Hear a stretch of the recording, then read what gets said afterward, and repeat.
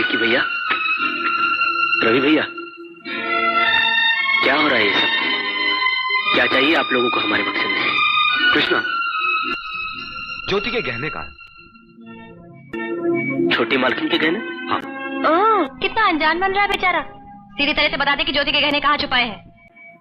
कहीं बेचकर तो नहीं चला है? विक्की भैया, आप लोगों को हम पर ऐसा घटिया इल्जाम लगाते हुए शर्म आनी चाहिए। अरे अरे, क्या हम अपने घर में चोरी करेंगे? हाँ, छोटी मालकिन, क्या हम चोर दिखाई देते हैं? हाँ, क्या चोरी जैसा नीच और घटिया काम हम कभी कर सकते हैं?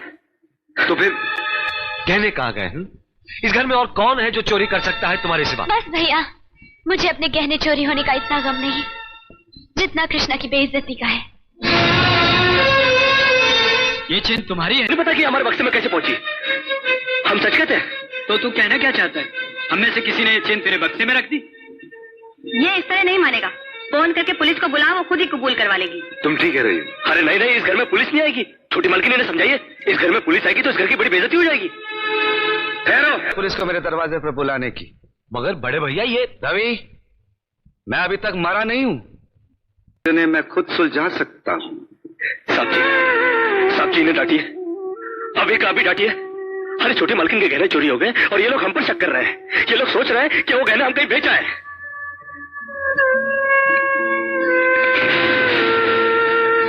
बाकी के रुपए कहाँ हैं कृष्णा? क्या पूछा आपने साहब जी? मैं पूछ रहा हूँ कि बाकी के रुपए कहाँ हैं? ये आप पूछ रहे हैं साहब जी अपने कृष्णा से? देखो कृष्णा, गलती हर इंसान से होती है। तुम मुझे सही सही बता दो कि गहने तुमने कहाँ बेचे, मैं तुम्हें कुछ नहीं कहूंगा। अब कहने के लिए बाकी क्या है साहब जी? एक छोटा सा सवाल पूछ के आपने बहुत कुछ कह दिया है साहब जी। कृष्णा, बात को आगे मत बढ़ाओ। बात आगे बढ़ चुकी है साहब जी, बात आगे बढ़ चुकी है। अब तो आप पुलिस को ही बुलाइए।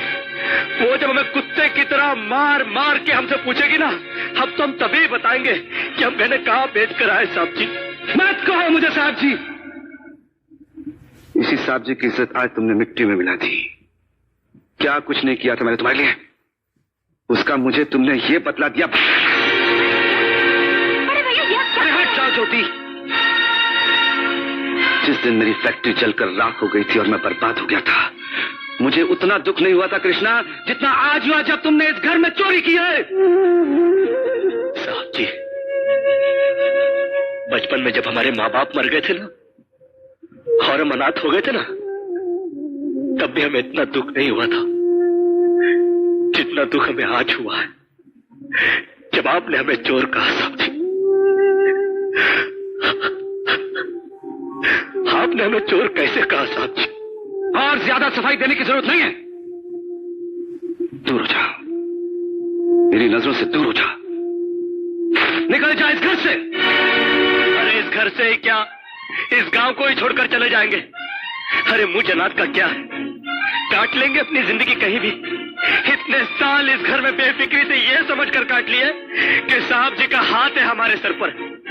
हमको क्या है परवाह किसी बात की, मगर नहीं, अब हम जान गए कि इस दुनिया में अनाथ का कोई नहीं होता। हम जा रहे हैं साहब जी। चल जा। दोबारा इस घर की दहलीज में कदम भी रखा तो मेरा मरा हुआ मुंह देखेगा तू। अरे नहीं, मुझ नौकर के लिए अपने दिल को दुख देने की कोई जरूरत नहीं। मैं कदम भी नहीं रखूंगा यहाँ पर, कभी नहीं आऊंगा अभी। भगवान के लिए भैया को गलत मत समझना, उनकी बात का बुरा मत मानना। वो तुम्हें बहुत प्यार करते हैं। हाँ, देखा, बहुत प्यार करते हैं मुझसे। कृष्णा, ये क्या हो रहा है? क्यों चिल्ला रहे हो? अरे नहीं, आप हमसे बात मत करो बड़ी मालकिन। क्यों? अरे हम छोटी मालकिन के सारे गहने चुरा के खा चुके हैं। ये क्या बकवास कर रहे हो? अरे नहीं, हम सच बोल रहे हैं, हम चोर है, चोर। और आप भी हमसे बात क्या कर रही हो? आप हमको मारो हमको। कृष्णा,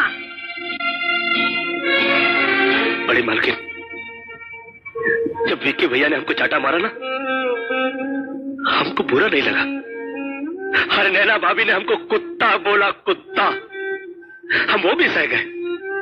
मगर आज साहब जी ने जब हमको चाटा मारा तो हमें यहाँ नहीं, यहाँ लगा, यहाँ।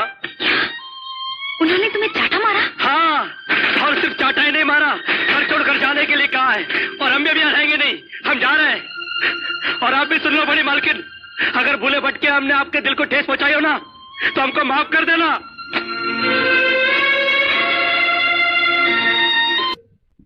उसके दिल में मैल नहीं है रे। लेकिन उसे भेजना भी है तो ऐसे ही क्यों? दूसरा तरीका उसकी समझ में नहीं आएगा जानकी, और वो हमारा दामन छोड़ के कभी नहीं जाता। साहब जी, जिन हाथों से मारा उन हाथों से आशीर्वाद तो दे दो। अच्छा बड़े मालकिन, कम से कम तुम तो आशीर्वाद दे दो।